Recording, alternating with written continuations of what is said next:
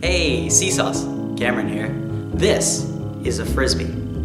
Now, at first glance, it doesn't look like anything special, but it is truly magnificent when you take a look at the physics aspect of it. See, all Frisbees have curved rims or edges on them. Now, the primary purpose of the rim on a Frisbee is to create an airfold with deep curvature. When you throw a Frisbee, the edge of it comes in contact with the air. As the air travels over the rim of the Frisbee, the air pressure above the Frisbee drops. With the high pressure beneath it, you get lift. You can still throw a Frisbee without any rims. Try throwing a Frisbee upside down and then regularly to see the difference. While the regular Frisbee travels far depending on how good you are, the Frisbee with no rims won't be as stable and won't get as much lift. It'll just come crashing down at 9.8 meters per second, the speed of gravity. But why did the Vietnam War happen? The Vietnam War was fought between the years 1955 and 1975 in the country of Vietnam. It was fought between Vietnamese soldiers and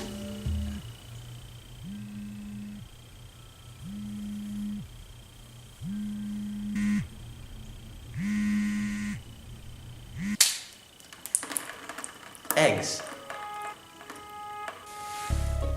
Where does the egg come from? Who made the egg? Who came first? The chicken or the egg? What does an egg have to do with a Frisbee? It doesn't, but it does relate to something I'm doing later. Stay tuned. But see this book in particular. If I Die in a Combat Zone, Box Me Up and Ship Me Home by Tim O'Brien is a memoir of Tim O'Brien written by Tim O'Brien during his time within a combat zone. One chapter in particular caught my attention. Chapter 10, The Man at the Well. This is the shortest chapter in the book, only going on one page. In the book, there's an ongoing message of mistreatment of the local Vietnamese townspeople by US GIs. This egg represents the mistreatment, and I will represent a Vietnamese local for a while. Now, I will read an informative paper I wrote on the subject.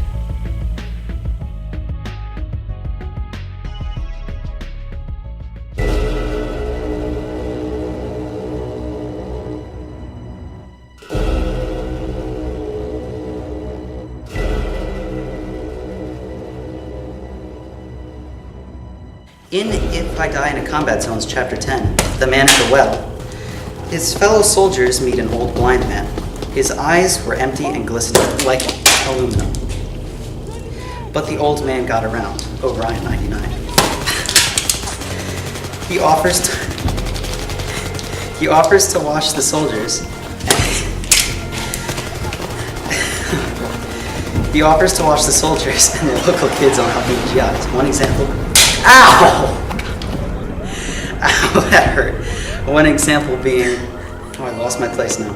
The GIs, one example being, the boy took out the soldier's rifle from out of the mud and wiped it down. O'Brien 99. The GIs would do this regularly until one man, a blustery and stupid soldier, blonde-haired and big-bellied, O'Brien 100, threw a carton of milk at the old man. He couldn't react.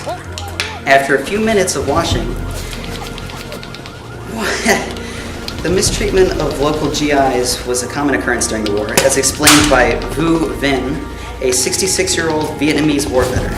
We were really confused as to why the Americans would invade our homeland.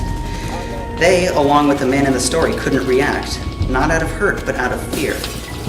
As the GIs would surely have killed them and their family if they had done anything in response. He picked up the bucket with the ruins of goodness spread all over him, perfect gore, and began washing the next soldier. O'Brien 100.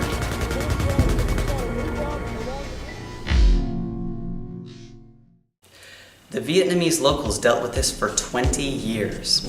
Like a Frisbee, they lifted their spirits, and like an egg, they opened themselves to a new outlook on life. Now, we can't comprehend a feeling like that nowadays, but we can strive to make ourselves be the bigger person. And as always, thanks for watching.